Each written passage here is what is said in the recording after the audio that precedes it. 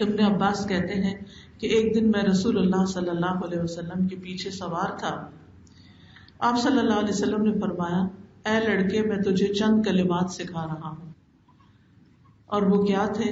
احفظ اللہ یحفظک، تم اللہ کی حفاظت کرو، یعنی اللہ کے احکامات کی، اللہ تمہاری حفاظت کرے گا.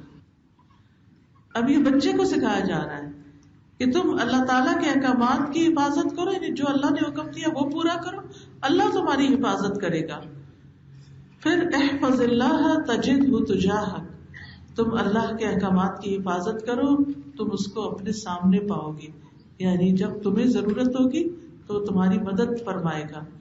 جب مانگو اللہ سے مانگو. سبحان اللہ. چھوٹے بچوں کو بھی سکھا دیا کہ جب مانگو، جب تمہاری کوئی ضرورت ہو تو تم اللہ ہی سے مانگو. آپ دیکھیں، ہم بچوں کو عموماً کہتے ہیں بیٹا کوئی فکر کی بات نہیں، کچھ چاہیے ہو تو ہمیں بتانا. شادی کے موقع پہ جو نصیحتیں کی جاتی، ہم ہیں نا. نہیں، ہمیں اس وقت انہیں کیا کہنا چاہیے کہ بیٹا کچھ بھی چاہیے تو اللہ سے مانگنا. اللہ ہے نا، تم اکیلی نہیں جا رہی، تمہارے ساتھ اللہ ہے.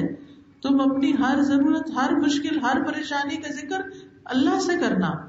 تو آپ دیکھیے کہ بچے جب یہ چیز ریپیٹڈلی آپ ان کو بتاتے ہیں ہر چیز کے بارے میں کہ اللہ دینے والا ہے، تو پھر ان کی ساری توقعات اللہ سبحانہ تعالیٰ سے وابستہ ہو جاتی ہیں.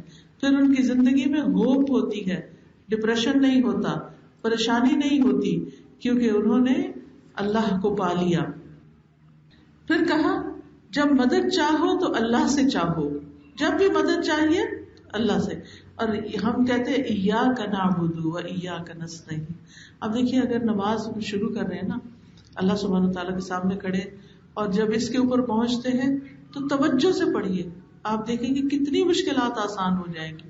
خصوصاً اگر بچوں کی پریشانی ہے تو ایاک نعبد و ایاک نستعین، یا اللہ تو ہماری مدد کر، ہم تیری عبادت کرتے ہیں اور تجھی سے مدد چاہتے ہیں کہ ہم اور ہمارے بچے تیری ہی عبادت کرتے رہیں.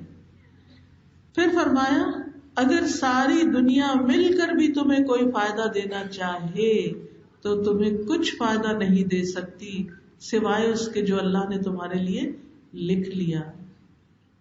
اور اگر وہ سارے مل کر تمہیں کچھ نقصان پہنچانا چاہیں تو وہ تمہیں نقصان نہیں دے سکتے سوائے اس کے جو اللہ نے تمہارے لیے لکھا ہے. قلم اٹھا لیے گئے، صحیفے خشک ہو گئے، یعنی یہ بات تو پکی ہو گئی، ایسا ہی ہوگا. یہ الگ بات ہے کہ ہمیں یہ بات سمجھ میں نہ آئے.